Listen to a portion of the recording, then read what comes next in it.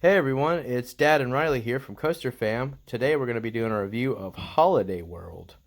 Holiday World is a small theme park in Santa Claus, Indiana. It has different locations in the park that are themed to different holidays such as Christmas, Halloween, Thanksgiving, and 4th of July. What are your thoughts of this park, Riles? I think it's really cute. I love how it's different holidays.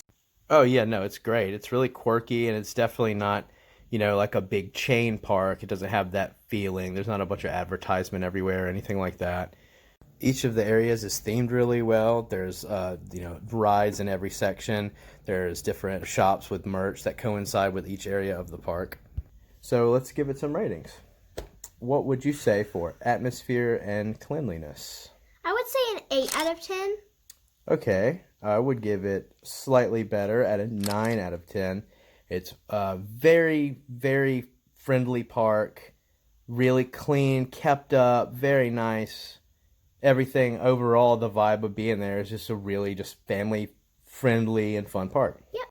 Moving on to the coaster selection. What would you give the coaster selection out of 10? A 4 out of 10. Why such a low score for Holiday World? Because they only have 5 coasters and I only like one. You only liked one of the 5. I will give it a 5 out of 10. They do only have the 5 coasters. The Voyage is amazing. It's a giant gravity group Woody. That's just amazing. They have a B&M wing coaster and Thunderbird. That's a launched wing coaster. It's the only one in the world. Fantastic ride. And they have 2 kind of rough and not too great coasters in the Legend and the Raven, either of which would be great if they RMC'd. And then they have the Howler, which is the kiddie coaster, and the Holly Dog kid section. I think if they ever did decide to work with RMC and let them work their magic on the Raven or the Legend, it would definitely bump this park up significantly, like quite a few notches. Yeah, definitely. So on to the overall ride selection, coasters and all the rest of the rides combined. What would you give the score out of 10? A 6 out of 10. I will also give it a 6 out of 10. They have the 5 coasters, 2 of which are really great. They have a lot of flat rides. If you include the water park, which is probably the coolest water park I've ever been to, I would definitely say that bumps it up. Due to the lack of the amount of coasters, that all kind of bumps it up for me to a 6 out of 10.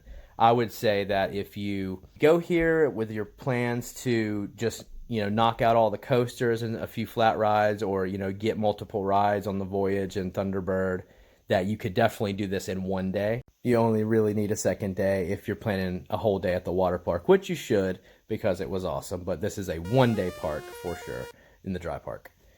On to stuff for kids, the amount of stuff they have for, smaller children in the park. What would you give that out of 10? I would say like a 6 out of 10.